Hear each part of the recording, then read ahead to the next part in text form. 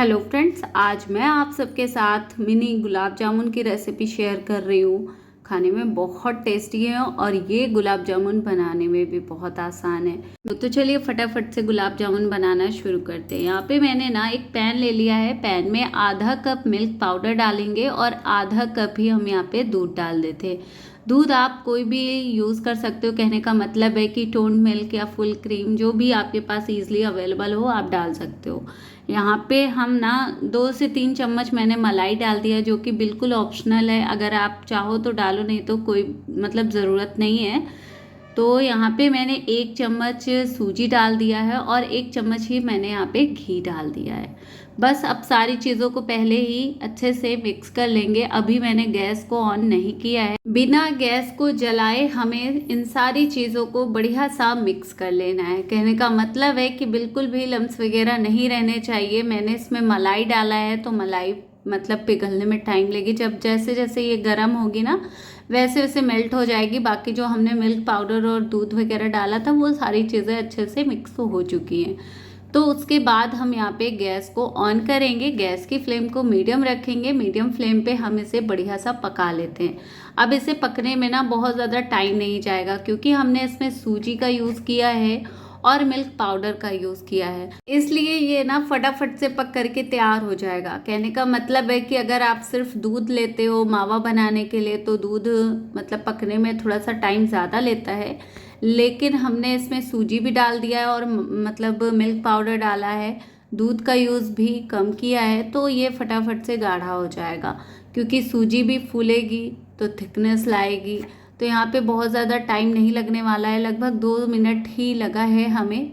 Medium gas पे मैंने इसे कंटिन्यू चलाते हुए पकाया है तो फटाफट से ये गाढ़ा हो चुका है। लेकिन अभी ये मतलब थिक हुआ है, लेकिन जैसा हमें चाहिए बिल्कुल वैसा नहीं है।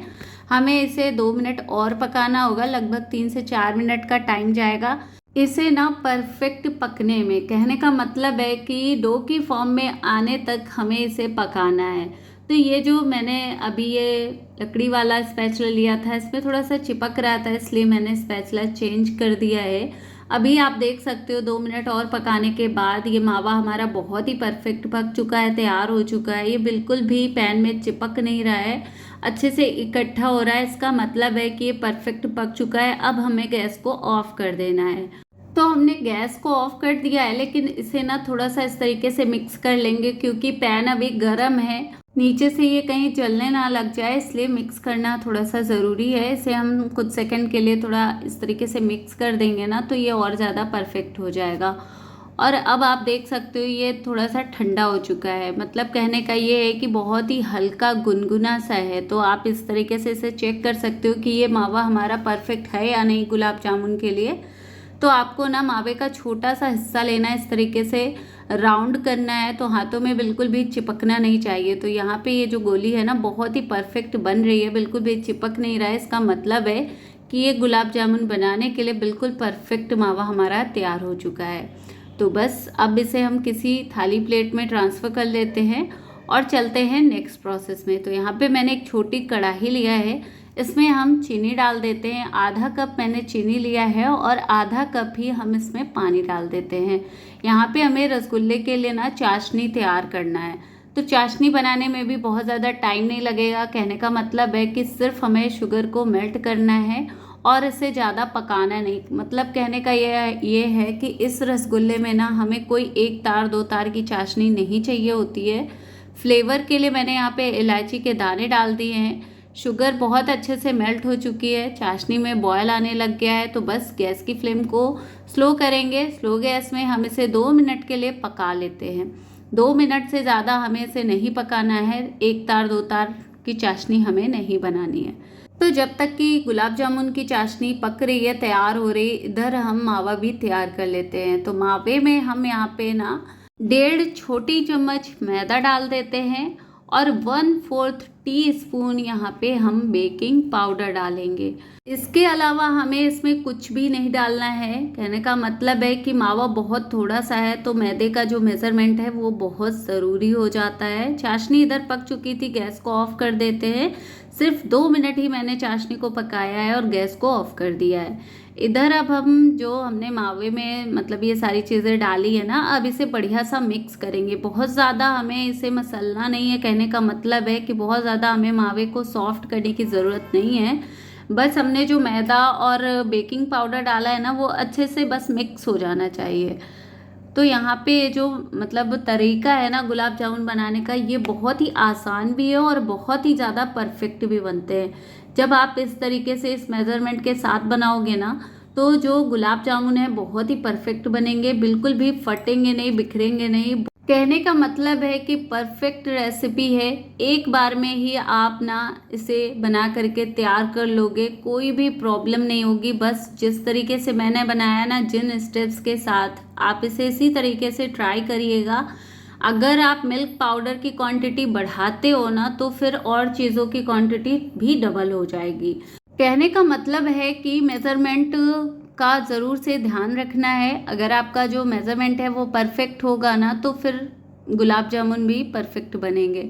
यहाँ पे मैंने छोटे छोटे से मावे के हिस्से कर लिए। कहने का मतलब है कि मैं बहुत ही छोटे वाले गुलाब जामुन बना करके तैयार कर रही हूँ। तो मैंने सारे जो गुलाब जामुन की जो बॉल्स हैं ना, उन्हें बिल्कुल बराबर से कट किया है और बढ़िया सा राउंड कर लिया। बिल्कुल भी क्रैक्स नहीं आ रहे हैं, बहुत ही परफेक्ट बने हैं। तो सारे गुलाब जामुन के बॉल्स मैंने बना करके तैयार कर लिया। अब इन्हें हम फ्राई करेंगे। तो यहाँ पे आप देख सकते हो, गुलाब जामुन को फ्राई करने के लिए मैंने घी गर्म होने के लिए रख दिया था। घी परफेक्ट गर्म हो चुका है। तो अब इसमें हम ना एक एक करके सारे गुलाब जामुन के बॉल्स को ट्रांसफ़र करेंगे और आराम से फ्राई करेंगे।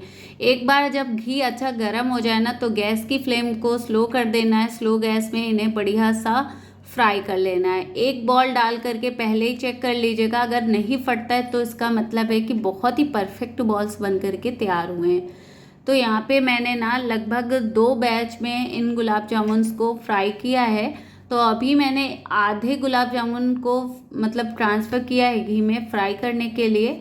और इस तरीके से हम पैन को ना रोटेट करते हुए इन गुलाब जामुन को बढ़िया सा फ्राई करेंगे। आप देख सकते हो ये बहुत ही अच्छे से राउंड हो रहे हैं, सारे तरफ से बढ़िया सा कलर आ रहा है, बहुत ही परफेक्ट फ्राई हो रहे हैं। बिल्कुल भी ये घी में जाने के बाद फट नहीं रहे हैं, बिखर नहीं रहे हैं। कहने का मतलब है कि बहुत ही ज़्यादा परफेक्ट फ्राई हो रहे हैं। डार्क गोल्डन कलर आने तक मैंने इन्हें फ्राई कर लिया है। अब एक एक करके हम इन गुलाब जामुन को बाहर कर लेते हैं और बचे हुए गुलाब जामुन भी इसी तरीके से फ्राई कर लेते हैं। तो यहाँ पे आप देख सकते हो सारे ही गुलाब जामुन को मैंने ना फ्राई करके तैयार कर लिया है। अब इन्हें हम चाशनी में डाल देते हैं और गैस को ऑन करेंगे और इन्हें ना हम गरम कर लेंगे। कहने का मतलब है कि हमें इन्हें ना तब तक गरम करना है जब तक कि इसमें बॉयल ना आने लग जाए। एक उबाल आएगा, उसके बाद हम गैस को ऑफ कर देंगे। ये ऐसा करना इसलिए ज़रूरी है कि चाशनी बढ़िया सा गुलाब जामुन में अंदर तक जा पाए, चाशनी को अच्छे से गुलाब जामुन एब्जॉर्ब कर पाए, इसलिए इस प्रोसेस को ज़रूर से करिएगा। तो यहाँ पे सारे गुलाब जामुन को मैंने ट्रांसफ़र कर दिया है। अभी चाशनी में बहुत ही अच्छा बॉयल आने लग गया है। तो बस अब इससे ज़्यादा हमें इसे गर्म नहीं करना है। गैस को ऑफ कर देते हैं और इसे ढक करके रख देते हैं। अब इसे हम ना लगभग आधे से 1 घंटे के लिए रेस्ट में रखेंगे, उसके बाद इन्हें हम सर्व करेंगे। तो मैंने ना एक बाउल में इसे ट्रांसफ़र कर लिया था। आप देख सकते हो बहुत ही अच्छे से ये ठंडे हो चुके हैं। और अब मैं ना आपको एक गुलाब जामुन को कट करके दिखाती हूँ कि ये अंदर से कितने ज़्यादा परफेक्ट तैयार हुए हैं। गुलाब जामुन ने ना अंदर तक चाशनी को अच्छे से एब्जॉर्ब किया है। तो फ्रेंड्स आप देख सकते हो बहुत ही परफेक्ट गुलाब जामुन की रेसिपी है, एक बार ट्राई ज़रूर करिएगा। इस तरीके से गुलाब जामुन बनाना बहुत ही आसान हो जाता है। ये जो रेसिपी है ना बहुत ही परफेक्ट है। ना आपको इसके लिए मावा बनाने की ज़रूरत है, ना आपको इसके लिए घंटों मेहनत करने की ज़रूरत है, और गुलाब जामुन भी बहुत ही ज़्यादा परफेक्ट बनते हैं। तो एक बार ट्राई करिएगा। आपको मेरी आज की ये गुलाब जामुन की रेसिपी कैसी लगी कमेंट में ज़रूर बताइए।